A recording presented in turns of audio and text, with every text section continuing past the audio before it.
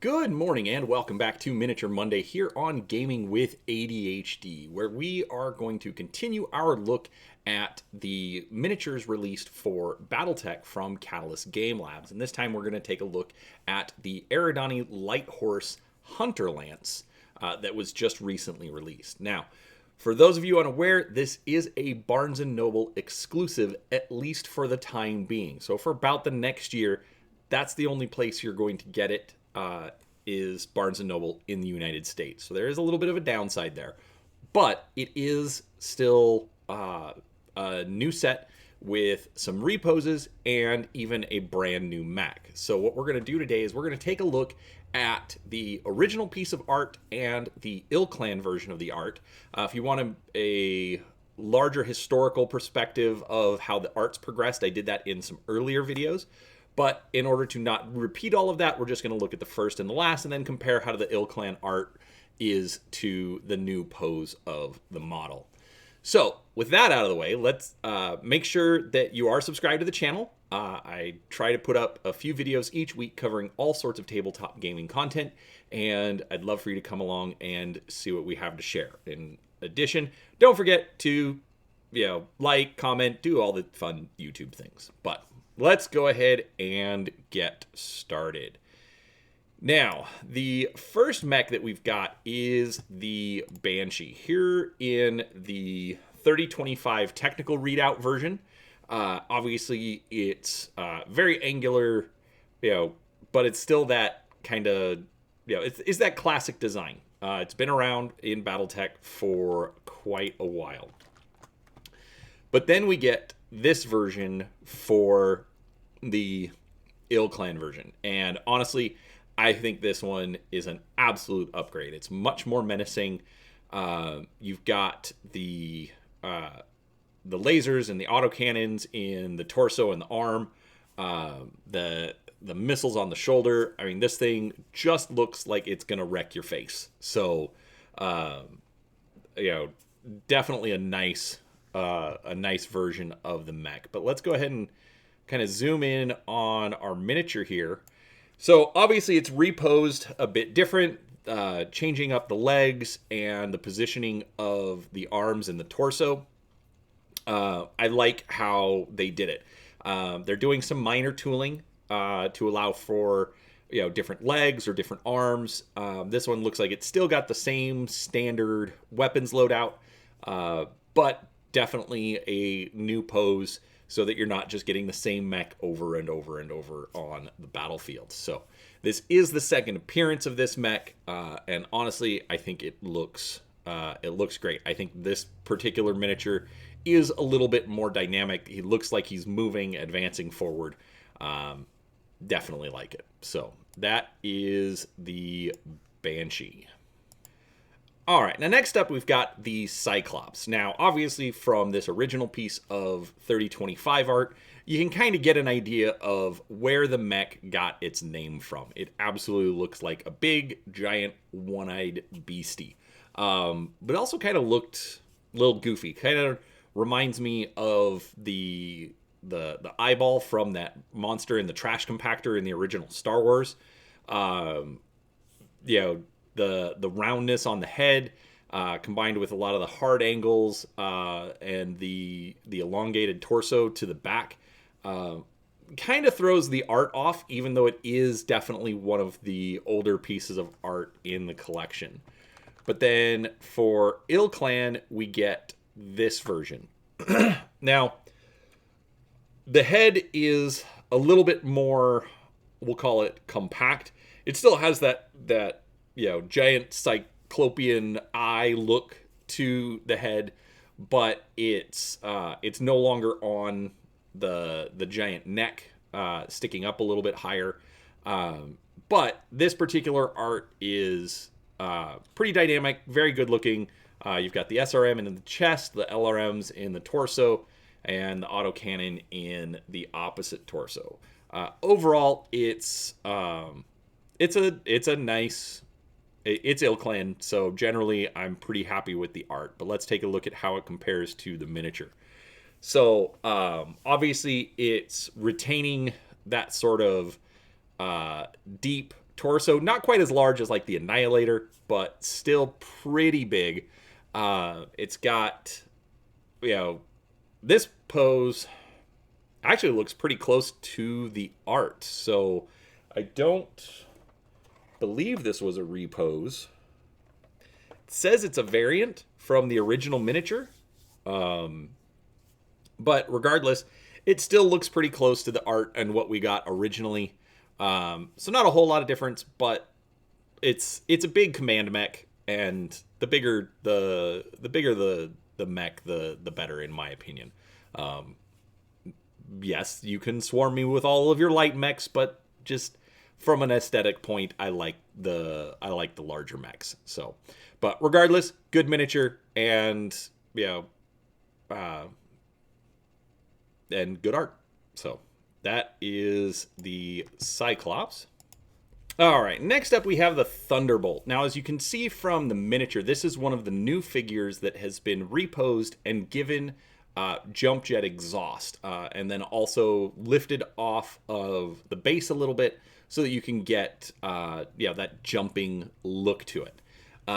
Compared here to the original art, now keep in mind, this is one of the unseen mechs. So over the years, it's actually gone through quite a few changes, but this was always one of my favorites. The large laser on the arm, the missile rack on the shoulder, and the trio of medium lasers underneath.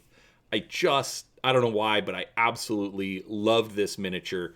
Had one of the original ones back in the early 90s.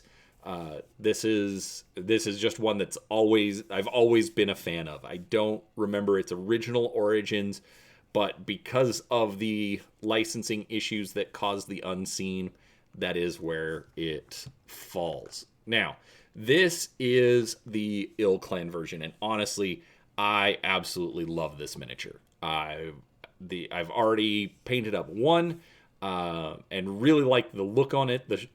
The shoulder pads with the kind of spikes on them. Overall, I just really, really enjoy the look of this mech. It's beefy. It still harkens back to its original design, but is also a bit more modern and just fun to look at. So, with this though, let's zoom in on our miniature. So as you can see, he's got a very dynamic jumping pose. And if you watched my review of the Eridani Light Horse, no, not the Eridani Light Horse, the Hansen's Rough Riders. There we go.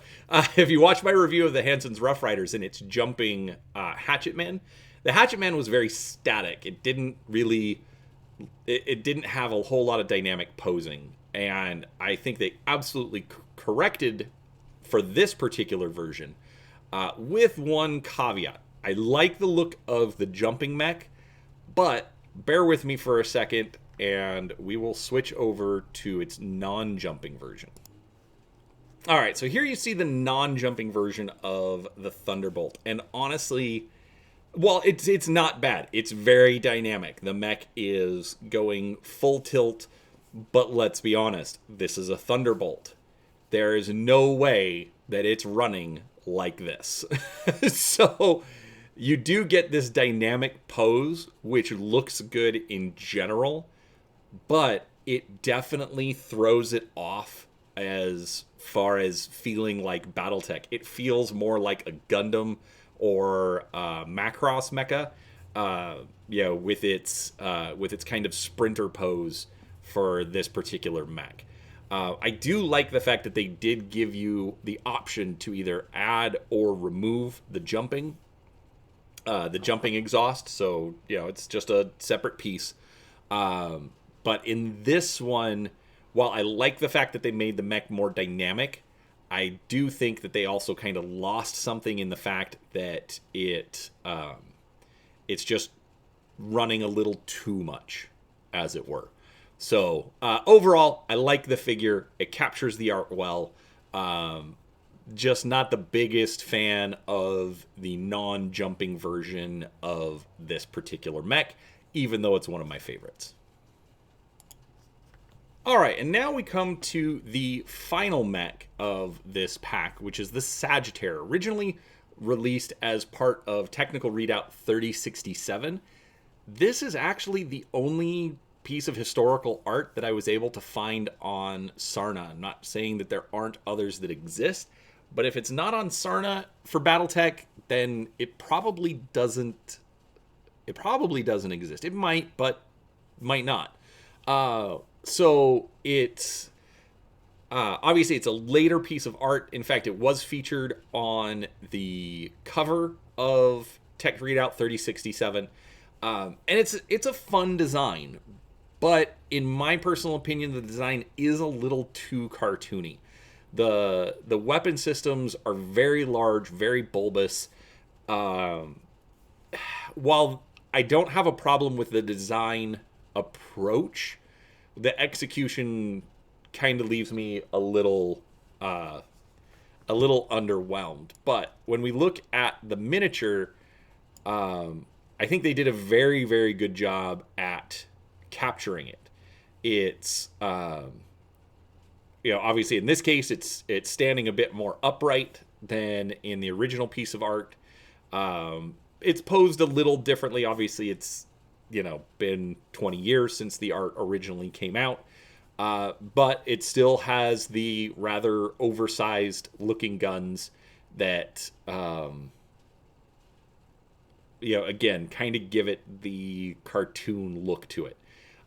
It's still a big robot. I enjoy having big robots in my collection. I'll be honest, I'm not giving this one a stellar review.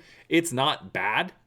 It's just not one that I'm really going to get excited about. So nice to see them add additional mechs, but for some reason, this particular design just never sits right with me. So personal opinion, you may think differently. If you do, please put it down in the comments and tell me how I'm wrong. But overall, that is the mech pack. Overall, I think it was a solid set of designs. Even not liking the Saggitaire as much, I'm not complaining about it being included. The fact that they are still, expanding on the line of available mecha, as opposed to just doing reposes of what came out in the Clan Invasion Kickstarter. I do appreciate that. It's expanding the line, giving us more choices. And overall, I like them better than their metal predecessors, but that's just me. So again, let me know down in the comments, what did you think of this set? Did you pick it up? Which one's your favorite? And let's talk some Battletech. So thanks for watching. Don't forget, there will be links down below to our social media if you'd like to follow us on Facebook or Twitter, and see when new videos get posted. In addition, if you do purchase your Battletech books in PDF, there is a link to DriveThruRPG, which does give a little bit of kickback to the channel, so that I can continue to bring you additional products for review. So thank you so much for watching, and we'll talk to you next time.